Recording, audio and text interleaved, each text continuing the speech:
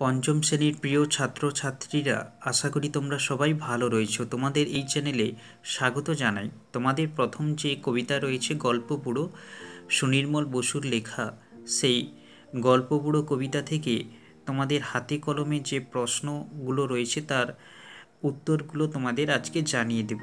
তোমরা শেষ পর্যন্ত দেখে নিও এবং উত্তরগুলো যাদের জানা আছে মিলিয়ে নিও। তোমাদের হাতে কলমে প্রথম যে একের দাগে রয়েছে ঠিক শব্দটি বেছে নিয়ে বাক্যটি আবার লেখো। একের এক রয়েছে উত্তরে হাওয়া বলতে বোঝায় হাওয়া যখন উত্তর দিক থেকে বয়ে আসে, এমনভাবে গ্রীষ্ম, শরৎ, শীত, বর্ষাকালে হাওয়া বয়। তো এই যে অপশানগুলো রয়েছে বা তোমাদের এই বিকল্প রয়েছে গ্রীষ্ম, শরৎ, শীত, বর্ষা, এগুলো থেকে বেছে নিয়ে সঠিক উত্তরটি লিখতে হবে। দেখো উত্তরটি জেনে নাও। উত্তরে হাওয়া বলতে বোঝায় হাওয়া যখন উত্তরের দিক থেকে বয়ে আসে, এমনভাবে শীতকালে হাওয়া বয়। তো এরপর একের দুই যেটি রয়েছে, থুরথুরে শব্দটির অর্থ চনমনে, জড়সড়, জ্ঞানী, নড়বড়ে। উত্তরটি জেনে নাও। থুরথুরে শব্দটির অর্থ নড়বড়ে। তো এরপর একের তিন যেটি রয়েছে, রূপকথার গল্পে যেটি থাকে না, দৈত্যী দানব, পক্ষীরাজ, রাজপুত্তুর, উড়োজাহাজ। তো তোমরা জেনে রাখো যে রূপকথার যে গল্পগুলো রয়েছে তাতে দৈত্যী দানব, পক্ষীরাজ, রাজপুত্তুর, তেপান্তরের মাঠ প্রভৃতি রয়েছে, কিন্তু উড়োজাহাজ এটি থাকে না। তাহলে সঠিক উত্তরটি জেনে নাও। রূপকথার গল্পে যেটি থাকে না সেটি হলো উড়োজাহাজ। তো এরপর রূপকথার গল্প সংগ্রহ করেছেন এমন একজন লেখকের নাম বেছে নিয়ে লেখো।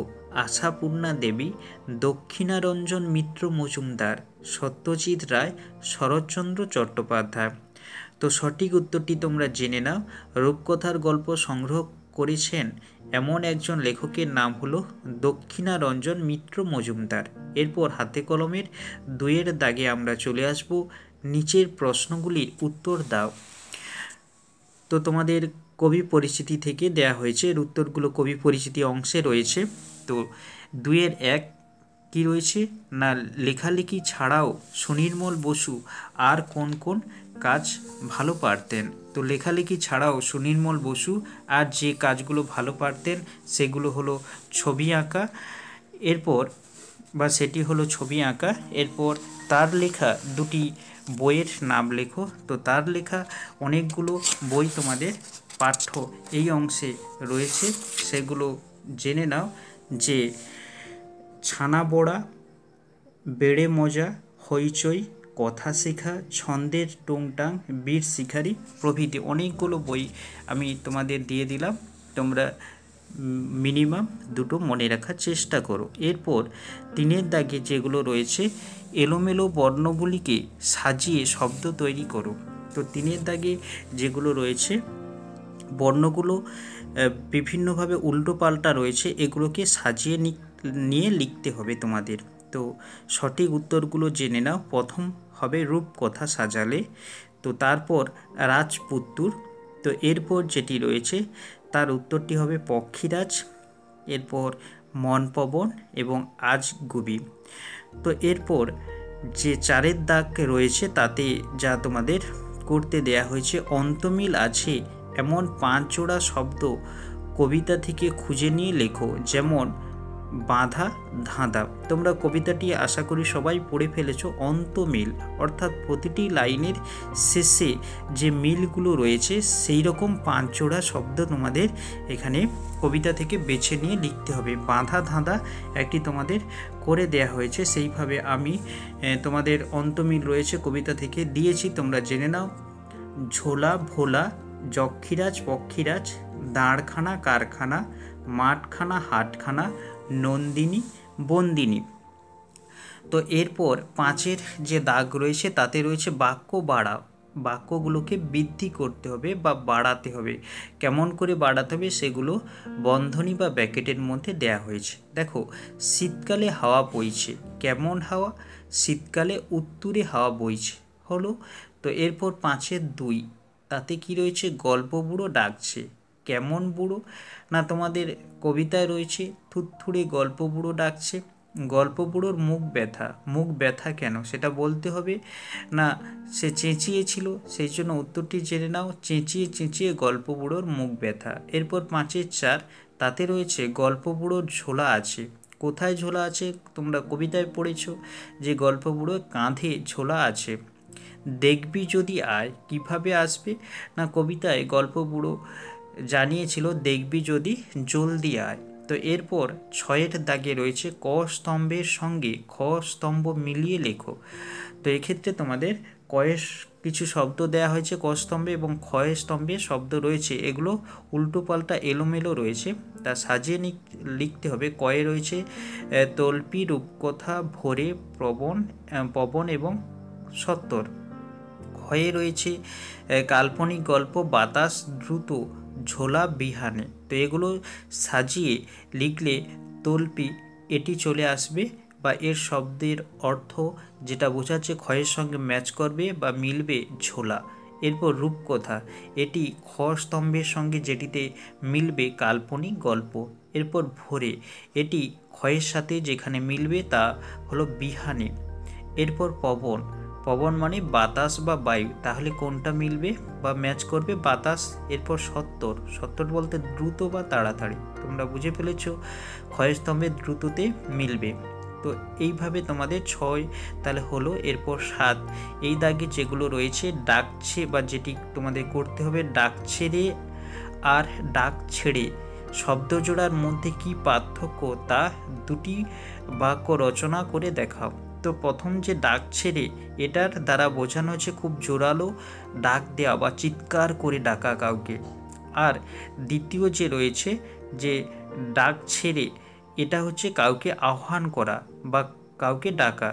তো সেই রকম দুটো শব্দ, বন্ধুরা, দুটো বাক্য তোমরা জেনে নাও, যাতে এইভাবে তোমাদের যা করতে দেয়া হয়েছে সেক্ষেত্রে তোমরা এইভাবে লিখতে পারো।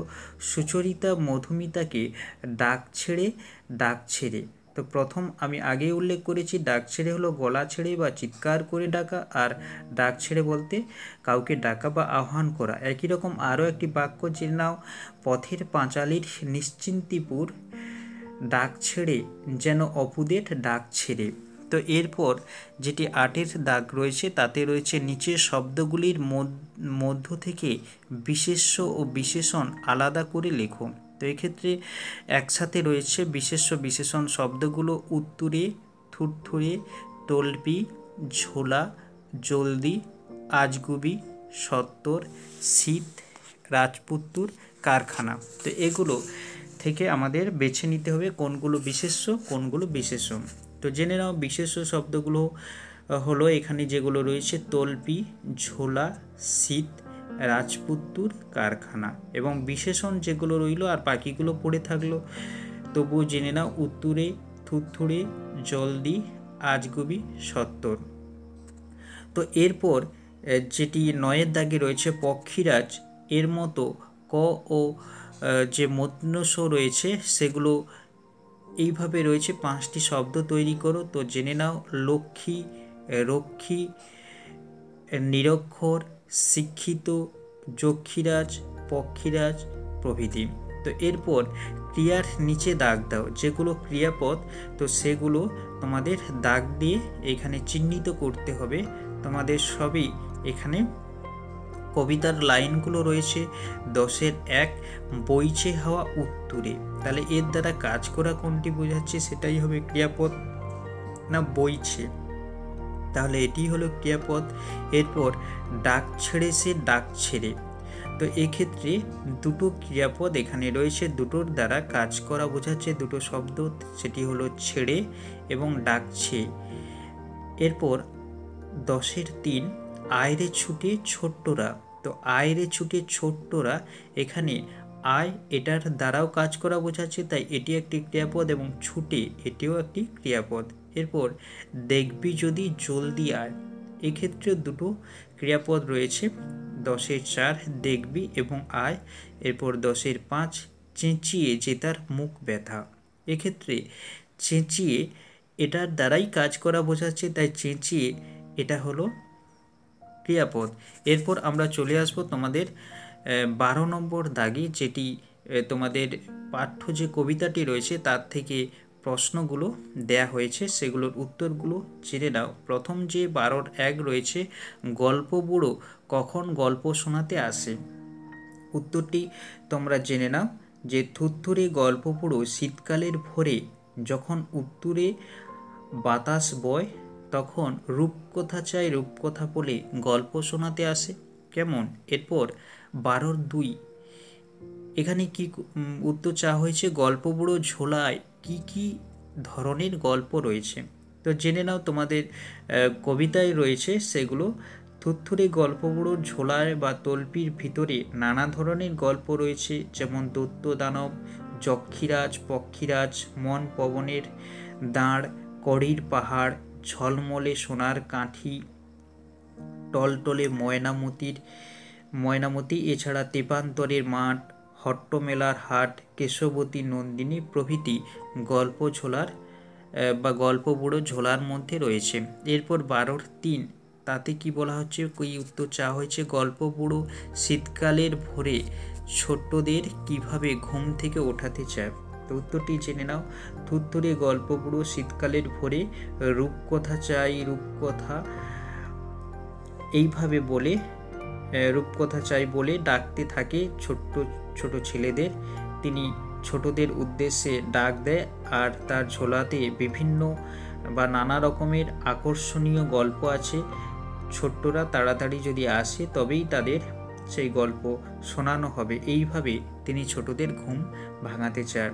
এরপর যেটি রয়েছে 4, রূপকথায় কোন কোন বিষয় কবিতাটিতে রয়েছে। তো রূপকথা কাল্পনিক গল্প, রাজা রানীর, পক্ষীরাজ, যক্ষীরাজ, রাজকন্যা, রাজপুত্র ইত্যাদির নানান যে কবিতা রূপকথার গল্পতে রয়েছে। তো তোমাদের রূপকথার যে যে বিষয়গুলো কবিতায় উল্লেখ রয়েছে বা বলা হয়েছে সেগুলো জেনে নাও। দৈত্য দানব, যক্ষীরাজ, রাজপুত্র, যক্ষীরাজ, তাছাড়া পক্ষীরাজ থাকে, মন পবনের দাঁড়, সার বাঁধা কড়ির পাহাড়, চোখ ধাঁধানো হীরামাণিক, ঝলমলে সোনার কাঠি, টলটলে ময়নামতির, তেপান্তরের মাঠ, হট্টমেলার হাট, আর কেশবতী যে নন্দিনী মা মেয়ে রয়েছে সে বন্দিনী অবস্থায় রয়েছে। এইগুলো রূপকথার বিষয়গুলো তোমাদের পাঠ্য কবিতার মধ্যে রয়েছে। এরপর 12-5 গল্প বুড়ো কাদের তার গল্প শোনাবে না। তো উত্তরটি জেনে নাও একেবারে তোমাদের কবিতার শেষের দিকে এর উত্তরটি রয়েছে। গল্প বুড়োর ডাকা যে সকল ছোট ছেলেরা ঘুম থেকে উঠবে না, বা গল্প বুড়ো ডাকলে যে সকল ছোট ছোট ছেলেরা যখন ঘুম থেকে উঠবে না, শীতের ভোরেও আসবে না, গল্প বুড়ো তাদের মূর্খতা ভাঙবে ও তাদের গল্প শোনাবে না। এইভাবে তোমাদের পাঠ্য হাতে কলমে যে সম্পূর্ণ যে প্রশ্ন উত্তরগুলো দেয়া হয়েছে সেগুলো জানিয়ে দেয়া হলো। সবাই ভালো থেকো।